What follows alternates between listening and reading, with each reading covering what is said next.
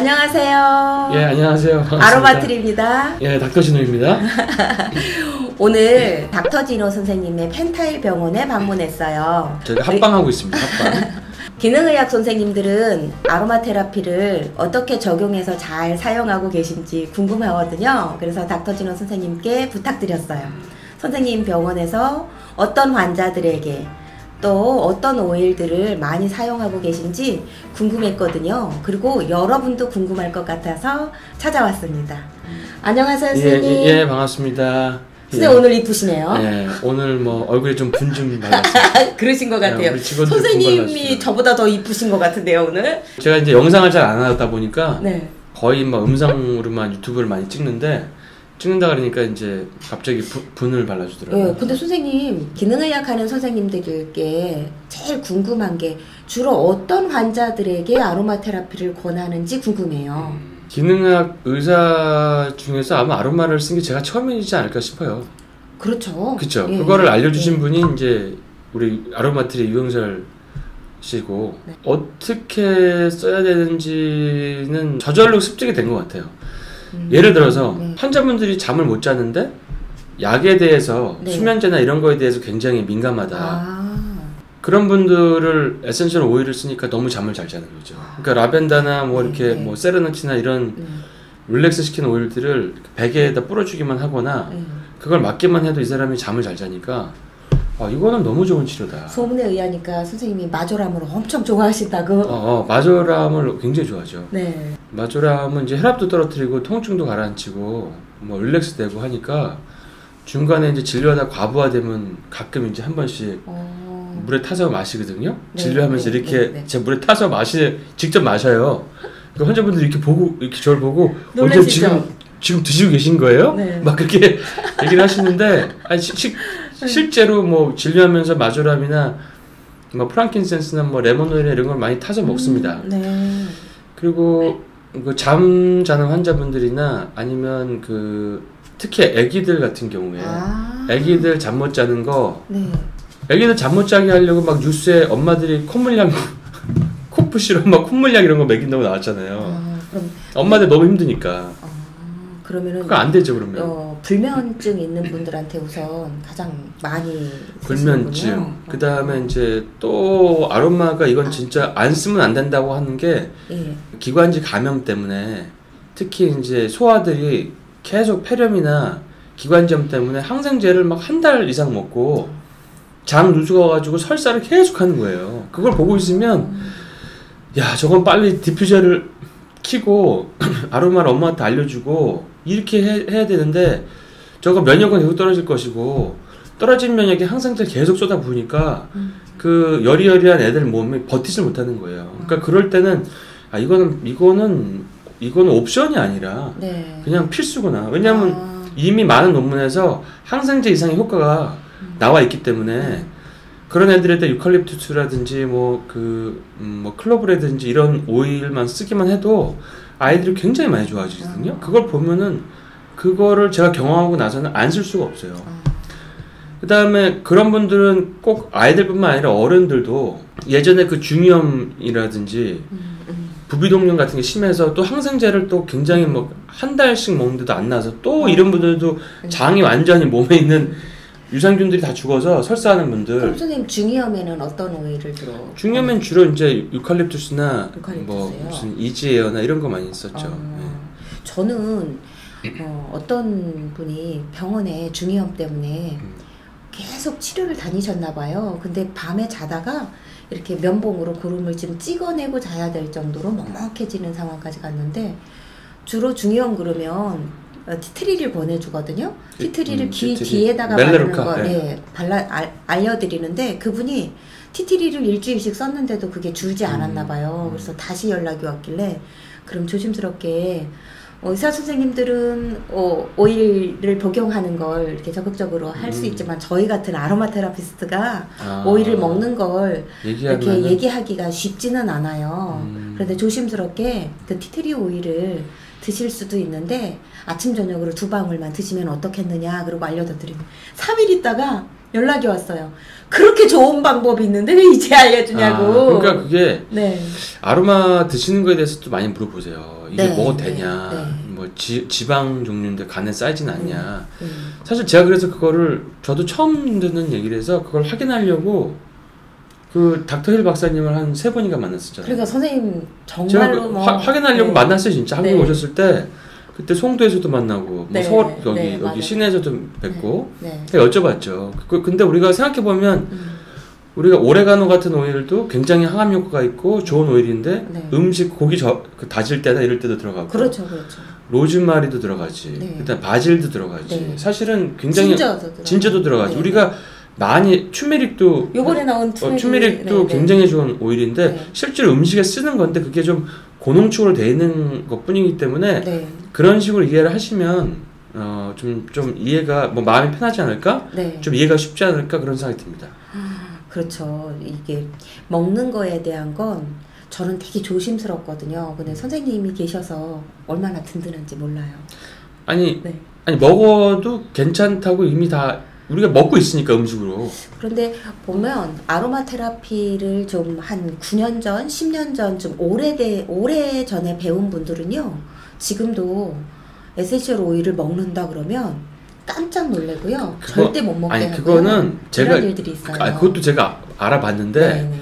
그거는 그 아로마를 키우는 그 땅의 정도 관리가 안 돼서 그런 거예요. 그렇죠. 네. 그리고 이미 그 아로마들은 피부 미용 목적으로 만든 오일이기 때문에 피부 미용으로만 허가받기 때문에 먹으면은 법적으로 안 되는 오일이거든요. 네. 근데 먹어도 되는 오일들은 건강식품으로 우리나라에 들어와 있는 거기 때문에 제작이 되어 있는 거기 때문에 네. 그거는 복용을 해도 상관이 없는 거죠. 네. 우리가 예를 들어서 건강식품으로 나온 진주는 먹어도 되고 네. 아로마로 되어 있는 진주는 먹어도 안 되고 그 차이가 사실은 이게 만들 때 건강식품으로 등록이 되어 있느냐 아니면 이게 피부 미용에 바르는 걸로 되어 있느냐 그 차이를 보면 되는데 그러니까 거의 대부분의 그러니까 우리 병원에서 쓰는 오일 외에 거의 대부분의 아로마 오일들은 피부 미용 목적으로만 허가를 받았기 때문에 그거를 먹게 할 수가 없기 때문에 그렇게 말씀하시는 이유도 있을 거예요. 전 또 이렇게 설명해요. 9년, 10년 전에는 그러니까 에센셜 오일로 사람 몸을 치유하는 데 관심 갖는 게 GMP 3만 불이 넘어야 관심을 갖는다네요, 선생님. GMP 3만 불. 그러니까 먹고 살만해야 관심 갖는다는 얘기예요. GMP가 3만 불이 돼야. 아니 우리나라가 GMP가 28,000에서 3만 불이 안 되고 있거든요. 해박하시네요. 네, 그래서 자꾸 이렇게 오히려 28,000에서 27,000으로 떨어졌다 올라갔다 한다고 해요. 3만 불이 못 넘고 있는데 뭐 처음에 에센셜 오일에 관심 갖는 게 내가 나를 좋은 음식 먹고 좋은 화장품 바르다가 나를 치료하는데 좋은 약을 치료하고 싶대요. 그게 이제 생약에 관심 갖는 부분이라고 하더라고요. 선진국에서 이미 뭐 절차를 밟았으니까 우리도 그 절차를 따라가는 거죠. 건강에 점점 관심이 많아가지고 네. 웰빙에. 네. 근데 10년 전에 우리나라에 에센셜 오일이 들어올 땐 합성 섞인 게 많이 들어왔대요. 그러니까 왜냐면 먹고 살기도 힘든데 이 생약 너무 비싸니까 아로마 테라피라는 건 선진국에서 이미 유행하고 있는데 이걸 우리나라에 가지고 와서 돈이 좀 되겠다 싶어서 미리 수입을 해왔는데 GMP 그러니까 먹고 사는 수준이 안 됐던 거죠. 그래서 지금에서야 이제 막 붐을 타기 시작한 게 지금은 이제 우리나라가 근데 환자분들 중에서나 제 주변에서 보면 요즘에는 아로마를 굉장히 일상생활화 하시고 진료 보다가도 가방에서 아로마를 딱 꺼내서 뭐 이렇게 해서 뭐 이렇게 향기를 맡으시거나 이렇게 하시는 분들 많이 생기시고 그 아로마 저희 환자분들 중에서 아로마 강사가 되신 분들 많으시죠? 꽤 되세요. 네, 많으시죠. 네. 그분들이 생각이 뭐냐면 내가 건강해지는 일을 매일 해야지 내가 건강해지겠다라고 생각을 해서 그런 쪽으로 일을 바꾸신 거예요. 사실 저 같은 경우도 아니면 여기 유영설 아로마 테라피스트처럼 저도 환자들을 건강해준 일을 하니까 제가 덤으로 건강해지는 거고 마찬가지로 아로마를 하시기 때문에 건강해지는 것처럼 환자분들도 그런 생각에 깨달음을 얻으신 분들은 어느 순간 얼마 전에도 병원에 오신 그 환자분을 뵈니까 어느 순간 아로마 테라피스트가 되시고 그냥 그분이 원래 막 자궁 근종이 크셨잖아요. 근데 근종을 아로마를 통해서 많이 줄이고 하시니까 아 내가 아로마를 다른 사람한테 전달해야 되겠다. 내가 아로마 테라피스트가 되겠다고 아마 네. 생각하셨나 봐요. 네. 그런 분들 보면 참 환자들이 아로마 테라피 배우러 저한테 오는 경우들이 굉장히 많은데요. 그분들이 이렇게 좋은 걸 내가 이렇게 건강해졌는데 아픈 분들한테 자꾸 전달해주고 싶은가 보더라고요. 근데 모르면 전달이 안 되니까 자꾸 더 배우고 싶어서 선생님 저 아로마 테라피 하고 싶어요 하고 오시는 예전에 아팠던 분들이 많이 오세요. 본인을 아로마 테라피 하면서 좋아지신 분들이. 그래서 아로마 테라피 요즘 제가 제가 이번 주에 부산에 아로마 테라피 강의 가거든요. 부산에 아로마 테라피스트가 되고 싶어 하는 분 10분을 예, 저한테 배우고 싶다고. 그래서 왜 저한테 배우고 싶는가 물어봤더니요. 아로마 테라피 배울 수 있는 학회나 협회들이 굉장히 많아요. 그런데 그런 학회나 협회는 이론만 알려준다는 거예요. 근데 저는 실전을 하게 됐잖아요. 임상을 갖게 됐죠. 다 선생님 때문에요. 선생님께서 저한테 의사 선생님 몇 분이나 소개했는 줄 아세요 혹시? 모르겠는데. 70분이 넘으세요. 그렇게 많이. 얼마나 많은 분을 소개해 주셨는지.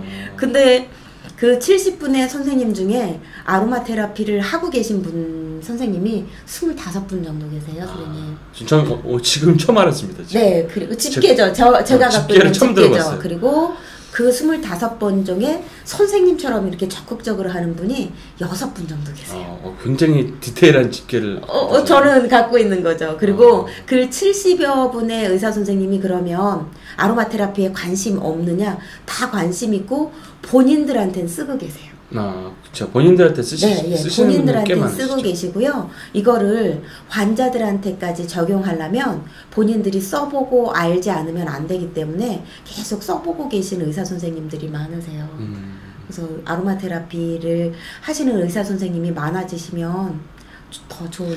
이게 그건 되게 좋은 것 같아요. 제가 그렇게 영향을 드렸다는 건 좋은 거고, 그래서 아로마를 병원에서 쓰는 거 자체를 사실 어떻게 보면 제가 처음부터 알리기 시작한 어떻게 보면 원조에세요. 원조가 되버리셨네. 원조가 아로마 테라피를 전달하기 시작한 원조 의사 선생님. 네. 근데 아니 그 전에도 뭐 정형외과나 뭐 이비인후과나 뭐 쓰는 선생님이 있었는데 전반적인 어떤 뭐 해독요법이나 암 환자 때 쓰는 거나 이런 거는 적극적으로 이렇게 쓰는 경우는 제가 하여튼 되게 초창기 의사 중에 하나인 것 같아요. 선생님이 아로마 테라피 하시기 전에 한두 분의 의사 선생님들이 아로마 테라피를 한 걸로 알고 있고요.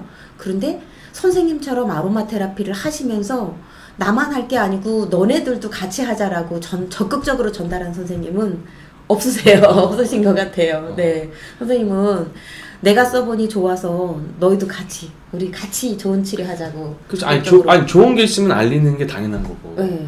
그러니까 어떤 건강식품이든지 아니면 아로마든지 좋은 게 있으면 알려야 되고, 네. 안 좋은 게 있으면 그거는 안 좋은 거는 안 써야 되는 거고. 제가 선생님 존경하는 거잖아요. 네. 그 부분. 그러니까 항상 어떤 제품이나 어떤 개인적인 이익이나 이거보다는 그 아픈 사람들을 위해서 도움이 되는지 안 되는지를 그게 누가 만들고 누가 개발했던 그런 거를 감별해서 사실 전달해 주는 게 사실은 진정한 치유하는 사람의 역할이라고 생각하거든요.